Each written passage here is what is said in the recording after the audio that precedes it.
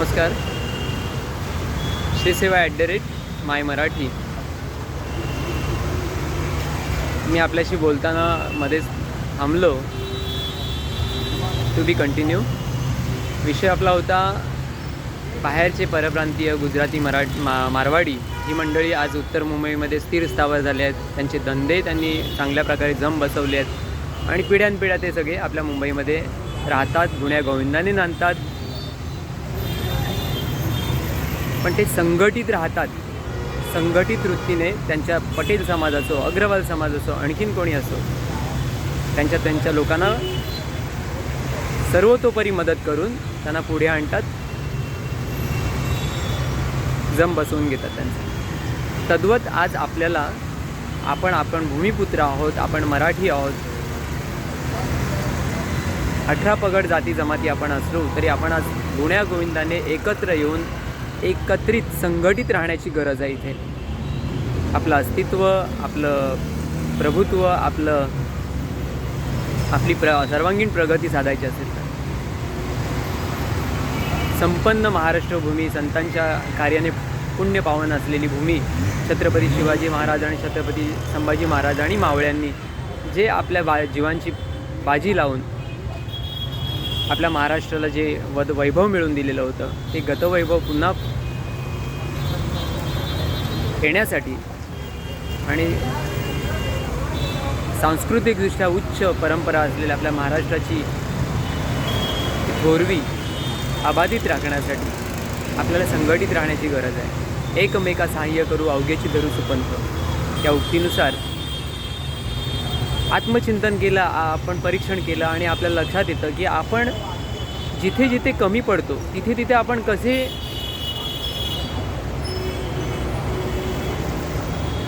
Cooperative राहिलो, संघटित राहिलो तर आपण एकमेकांना सहाय्य करून निश्चित प्रगती साधू शकतो. मी माझ्यापुरता विचार केला. मग माझ्या आजोबांपासनं, माझ्या बाबांपासनं जी त्यांनी एक चांगली भूमिका घेतली, जेवढे काही गाववाले असतील, जेवढे काही समाज बांधव असतील, जेवढे काही नियर डिअर असतील, त्यांना जे शक्य आहे आपल्याकडे, आपण जास्त पैशाची मदत करू शकत नाही पण पोटा पाण्याला लावण्याचं काम, एक पुण्याचं काम आपण करू शकतो. त्या वाडवडिलांनी आमच्या जे केलं तेच मी पण एक चाकोरीच्या बाहेर जाऊन ही मदत तर नक्की आपण करू शकतो आपल्या लोकांना. आपली मंडळी जी आहे ती मध्यमवर्गीय आहेत, जास्त पैसा अडका नाही आहे, धडपडतात अस्तित्व आपलं टिकवायला आणि आपलं प्रगती करायला. तर त्यांना काय करू शकतो मदत, तर ह्या पद्धतीने एक चाकोरी आपली आहे बघा. त्यांना माहिती आहे आपण स्थिर स्थावर आहोत. आपल्या मंडळींना, मराठी मंडळींबद्दल बोलतो आहे, आपण स्थिर स्थावर आहोत, आपलं बऱ्यापैकी चाललं आहे. आपल्या अवतीभोवती, आपल्या ऑफिस लेवलवर, आपल्या ओळखीमध्ये काही जॉब वेकेन्सीज असतात. पण एक नॅरो माइंडेड म्हणा, नेगेटिव्ह अप्रोच असा असतो किंवा एकंदरीत एखादा अनुभव आलेला असेल आपल्याला एखाद्या माणसाला की कुठे त्याला जॉबला लावला आणि तो त्या जॉबमध्ये सक्षमतेने काम करण्यास अपयशी ठरला आणि पर्यायानं कोणी आणला तर याने आणला. अरे क्या तेरा आदमी, असं करून त्याला एकदा कोणी बोललं की झालं, माझं नाव खराब केलं त्याने. याच्यापुढे एक जात कोणाला जॉबला लावणार नाही किंवा एक जात कोणाला असेल जॉब तरी सांगणार नाही. हे एक मराठी माणूस शॉर्टकट हे करतो.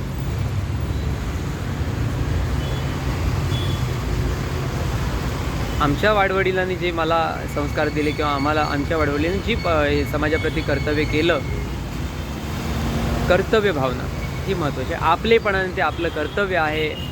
जे आपणास ठावे ते इतरांना सांगावे, घेणं न घेणं त्याचा भाग आहे. आमचा देश काय यायला, आमचा देश बरोबर नाही. गरिबी आहे, भिकारी आहेत रस्ते आणि फुटपाथवर आणि सगळं काय. हे व्यवस्थापन जे आहे शासन असतं आणि काटेकोरपणे ह्या सगळ्या गोष्टी कशा आवाक्यात आणि सगळ्या त्याचा बिमोड करायला पाहिजे. रॅकेट चालतात हे भीक मागण्याचे आणि वगैरे प्रकार. बकाळ पण मुंबईला आणखीन आणलेला आहे भिकाऱ्यांचा. कंट्री, पुअर कंट्री असं सगळं काय बिरुद लावली जातात बाहेरच्या लोकांकडनं. हे आपण आपल्यासारखे दानशूर इथं काय ते देत राहतात ना. हातीपायी धडधाकड आहेत काय तर जोडपेचे जोडपे लहान मुलाला घेऊन तिथे ब्रिजवर आणि रस्त्यांवर आड उभे असतात आणि मागेच लागतात. पैसे द्या, खायला नको, पैसे द्या. असो, या सगळ्या गोष्टी अवतीभोवती होतात. त्यातनं आपण काय करायचं? कोण हँडिकॅप आहे, म्हातारं कोतारं आहे, लहान बाळ आहे, रडतं आहे, अशानं काही खाऊ दिलं तर ठीक आहे. पण जे मोबाईल वापरत आहेत, अँड्रॉईड सारखे मोबाईल वापरून त्यांना ते हे करतायत, पण त्यांना तुम्ही आणखीन पैसे देताय, लाईनीमध्ये बसतात देवळाच्या बाहेर किंवा आणखीन काही प्रोफेशनली ते भीक म्हणजे हवे तसे 1,000 जर समजा नाही करून मिळत असेल तर कशाला कोण दिवसाला 1,000 मिळतं तर काम धंदा करेल. लहान मुलाला खाली पट्टी मारून ठेवायचं तिथे पुढ्यात आणि बोलायचं पण नाही, रडत दाखवायचं. अंधेरी स्टेशनला बघा 1 नंबरच्या बाहेर ब्रिजवरनं येताना दिसतं. या सगळ्या गोष्टी आपणच वाढवल्यात. तात्पर्य जे आहे ते शासनाचं काम आहे, जे आहे ते व्यवस्थापनांचं काम आहे, ते करतील अपेक्षा करूया. माझ्याकडनं मी काय करू शकतो? आपल्या देशात नाही, मी फॉरेनला जाणार शिकल्यावर वगैरे वगैरे. सगळी तरुण पिढी आज हे करते. का बोलायची त्यांना वेळ येते? कारण आपल्या देशात ते वातावरण नाही आहे. आपल्या देशात ती अवेलेबिलिटी इझी व्हायला पाहिजे, ती नाही आहे. एवढे पर्सेंटेज मिळूनसुद्धा जॉब नाही आहेत किंवा कॉलेज प्रवेशाला झगडावं लागतं एवढे लाखो भरा. इथे कुठेतरी पॉझिटिव्ह वातावरण निर्माण झालं पाहिजे.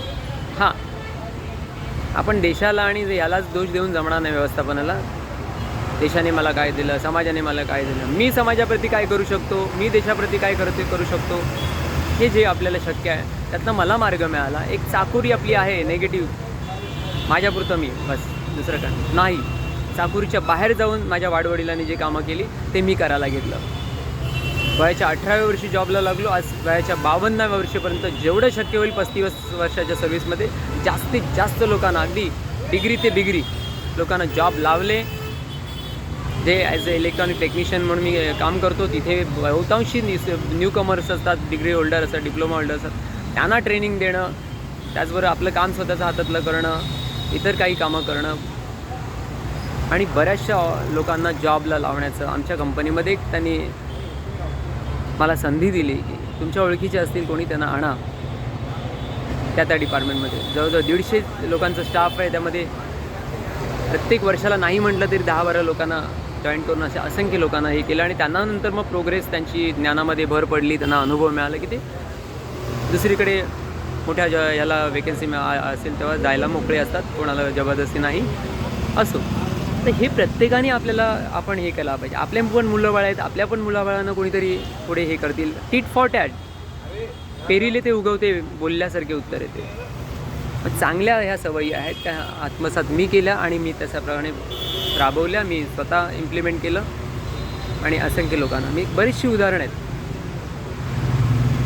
संघटित राहणं गरजेचं आहे आपल्याला. तर ह्या अवेलेबिलिटी ज्या असतात ते आपल्या बंदोबस्त पोचतात. मग जॉब असो नाही तर घर असो आणि धंदा वगैरे असो.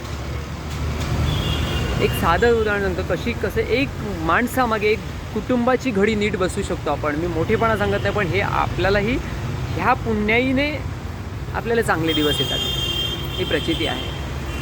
एक लहान रस्त्याने मुलगा जात होता काहीतरी वस्तू आणायला दुकानावर, त्याच्या कपाळावर टिळा बघितला.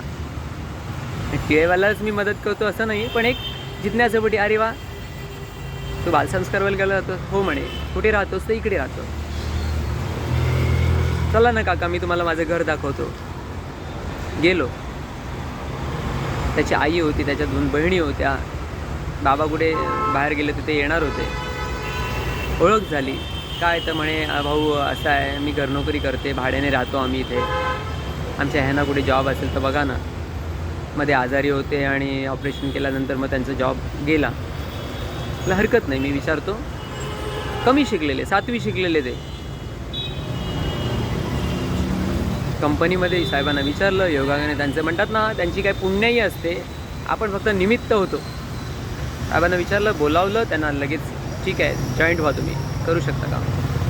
कमी शिक्षण होतं पण त्यांना जॉब मिळाला. चांगल्या प्रकारे प्रोफेशनली आज ते कामाला आहेत. चांगलं 30-35 हजारापर्यंत त्यांना पगार मिळतो आहे आता, ओव्हरटाईम वगैरे पकडून. कुटुंब स्थिर स्थावर झालं.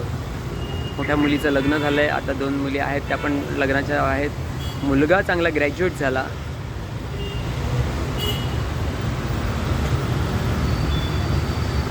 कोणाकडनं एवढे मिळाले, कोणाकडनं आणखीन काही मोठेपणा मिळाला, सत्कार केला तरच आपण हे आपण शोबाजी करायची, कामं करायची असं नसावं. मदत या हाताने दिली तर त्या हाताला कळता कामा नये, आमच्या सद्गुरूंची शिकवण आहे.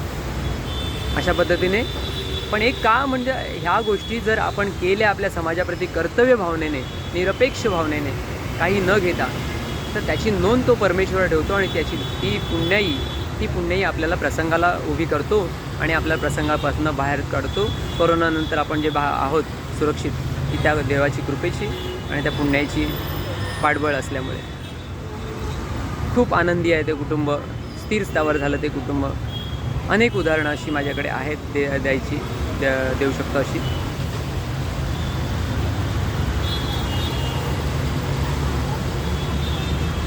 बऱ्याचशा लोकांना एक माणसापाठी एक कुटुंब ते स्थिर होऊ शकतं आणि हे मोठं पोटापाण्याला लावण्याचं काम, हे पुण्याचं काम आहे. असं जर संधी कुठे मिळाली कोणाला कामाला लावण्यासाठी, तर जरूर त्यांना ते प्रयत्न आपण करावेत.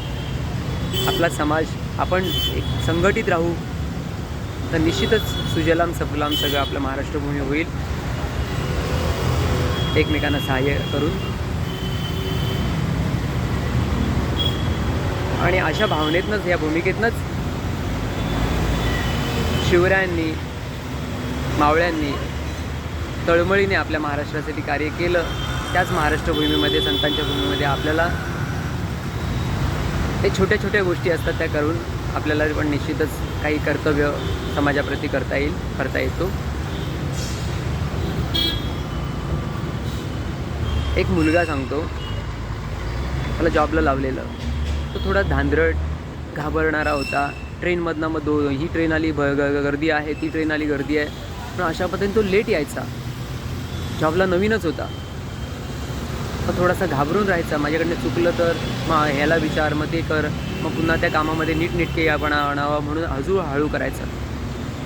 पण त्याच्याने परिणामी काय, त्याला अपेक्षित जे मालकांना हवं आहे किंवा प्रोडक्शन साहेबांना हवं आहे ते त्याला फटाफट देता येत नव्हतं. त्याला समज देत होतो आम्ही बरोबरीने, बाकीची पण मंडळी वगैरे.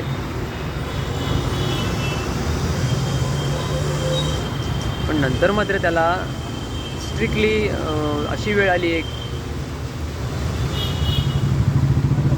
की त्याला काढणार नको आहे आपल्याला, हा माणूस खूप स्लो आहे किंवा काही सुधारणा होत नाही याच्यामध्ये. पण दुसरी बाजू तो इनोसंट होता, खूप प्रामाणिक होता. म्हणजे कसं, आपण काही मंडळी अशा असतात की लंचची वेळ होण्याआधीच कधी एकदा दावा सुटतोय आणि पळतोय आपल्या बाकीचं साधायला, अशी मंडळी असतात. हा माणूस जरी त्याला काम हातात असेल तर तो तिकडे ते काम पूर्ण करणार, मग 5 मिनटं लेट जाणार जेवायला किंवा आणखी कशाला. कोणाला उलट बोलणार नाही. हातातली कामं असते तिथे दुसरे कोणी बोलवलं, हे उचल, हे ढकलून दे, हे तिकडे ने, या सगळ्या कामाला पण हेल्पर म्हणून त्याला करायचं, प्रामाणिकपणे सगळ्यांची मदत करायचा. पण अशा लेट यायचा सकाळचा 15 मिनटं 20 मिनटं वगैरे, आणि कामामध्ये स्लो म्हणून त्याला एक वेळ अशी आली होती की याला कामावरनं काढायला लागेल. तेव्हा माझ्या मित्रांनी म्हणे, मी मालकांना, साहेबांना विनंती केली, साहेब अशी मुलं दुर्मिळ असतात, मिळणार नाही अशी मुलं, त्याला आपण ताकीद देऊया, त्याला वेळेत येण्यासाठी काय करता येईल बाबा, 15 मिनटं लवकर घरातून निघ, डेअरिंग कर थोडी, काही घाबरायची गरज नाही, रिटर्न जा परत भाईंदरवरनं फिरायला. अशा पद्धतीने आहे. महिन्याभरामध्ये म्हणजे त्याची सुधारणा झालीच ते येण्याची, शिवाय त्याला बाबा हे काम आहे, हे कामासाठी तुला हे करावं लागेल, तुला आता जे पडेल ते काम व्यवस्थित करायचं, अजिबात स्लो नाही राहून जमणार, फटाफट जरा ॲक्शन घे वगैरे. त्याच्या मागे लागून मित्रांनी माझ्या सुधारणा केली त्याच्यात. आणि त्याला मग देवाची कृपा त्याच्यावर अशी की त्याला सांगितलं, आता तुला पुढच्या महिन्यामध्ये हे हिशोबाचे जे पगार देणारे साहेब असतात त्यांनी सांगितलं, पुढच्या महिन्यात तुला सगळं प्रोबेशन बेसिसवर घेतो आणि लवकर परमनंट पण करू. आता उद्यापासून तुझा ओव्हरटाईम पण चालू होईल. ओव्हरटाईम चालू झाल्यानंतर लागलीच त्याचा पगार जवळजवळ 5-7 हजारांनी वाढला. खूप बरं वाटलं त्याला आणि तो अजून सिन्सिअरली करायला लागला. आणि मालकांनी पण सांगितलं ठीक आहे, आपण त्याला एक चान्स अजून देऊया. म्हणजे त्याला काढायची वेळ आली होती, पण असं काही छोटंसं पाठबळ दिलं, तो स्थिर झाला. त्याचे आईवडील गावी राहतात, बहिणीबरोबर तो एकटाच इथे राहतो, संघर्ष करतो आहे भाड्याच्या रूममध्ये राहून. अशा लोकांना जेव्हा सहकार्य देऊन जेव्हा त्यांचं स्थिर होतं ना, तो आनंद काही वेगळा असतो आपल्याला. पैशापेक्षा तो आनंद जास्त असतो, समाधान देणारा असतो. त्याच्या आत्म्याला त्याच्या बेचैन अवस्थेला दूर करून त्याला शांती मिळते, त्याला स्थैर्य मिळतं आहे.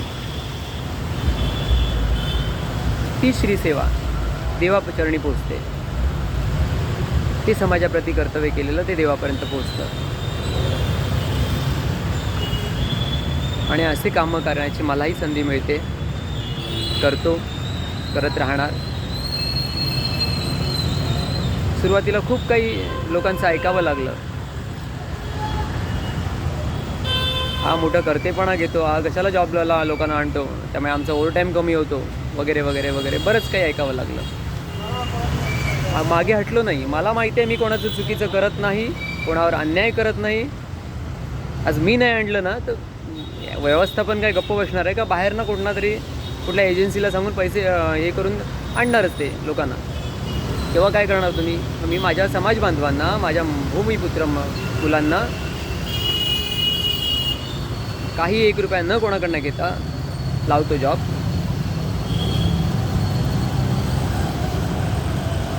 ती एनर्जी पुण्याई रूपाने, ती एनर्जी मला पुढचं मार्गक्रमण करायला मदत करते, एनर्जी देते, हुरूप देते. खूप त्याच्यासाठी मला बरं वाटतं आणि ते करत राहणार शेवटपर्यंत. हे समाजाप्रती छोटंसं खारीचा वाटा अशा पद्धतीने आपापल्या परीने आपण आपल्या क्षेत्रात उचलला तर खूप काही सगळं चांगलं होण्यासारखं आहे.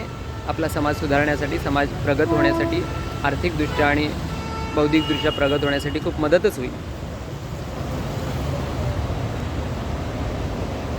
तसंच आपल्या कुटुंबामध्ये एकत्रित कुटुंब जे असतं, परंपरा, साधारण आपण तो पिक्चर पण बघितला, घरात गणपती. अनेक असे पिक्चर सामाजिक प्रबोधनात्मक येतात. त्याच्यातनं संदेश असतो. एकत्र असलं तर प्रसंगाला आपण धावून जातो. प्रसंगाला आपण एकमेकांना चांगल्या प्रकारे मदत करू शकतो. एकमेकांचे आयडियाज, एकमेकांचं अनुभव डिस्कस करून त्यातनं निर्णय चांगल्या हिताचा घेता येतो. आमचंच गावचं घर मी तुम्हाला कधीतरी व्हिडिओ दाखवेन. एकत्र भावंड मी असल्यामुळे दोघंजणं, जे जुनं घर आई-बाबांनी त्यांच्या परिश्रमाने घेतलं होतं, त्या घराला चांगल्या प्रकारे रिनोव्हेट करून, दुरुस्ती करून खूप चांगलं बंगल्यासारखं ते घर झालं आहे आमचं. ते एकट्याने वगैरे करणं शक्य नव्हतं. खूप चांगलं आता म्हणजे मुलांना एक मोठा खेळाचं मैदान, खेळाचं अंगण मिळतं, टेरेस मिळते मोठं खेळायला. ऑफिस काम असो किंवा शाळेचा अभ्यास असो किंवा आणखीन काय करायचं असेल तर त्यासाठी वरती मोठं हॉल उपलब्ध आहे. 2 टॉयलेट, बाथरूम, 2 ठिकाणी अरेंजमेंट पाण्याची वगैरे. शेत जमिनीवरचं सगळं काय एकत्रित केल्यामुळे त्याचं बेनिफिट सगळ्यांना आनंद घेता येतो. छोट्या छोट्या गोष्टी आहेत, सामंजस्याने एकत्र राहून केला तर खूप काही प्रोग्रेस आपण करू शकतो. हे प्रॅक्टिकल अनुभवाला मिळतं आहे. भाऊबंदकीचा शाप आपल्या साम्राज्याला होता अगोदर, आता तो नसावा. आपण प्रगत आहोत, आपण चांगल्या विचाराने पुढे आलो तर ह्या निश्चितच एकत्रित राहून सगळ्या गोष्टी सॉल्व्ह होण्यासारख्या असतात. समजून घेतलं पाहिजे मात्र प्रॉब्लेम्स काय आहेत, त्याच्याप्रमाणे आपण कॉपरेटिव्ह राहिलं पाहिजे तर ते शक्य होईल. टाळी एका हाताने वाजत नाही, दोन्हीकडनं अनुरूप सहकार्य पाहिजे. असो, आपल्याला बरेच काही अनुभव पुढे जे आपल्याला बरे वाईट येतात तसे शेअर करेन.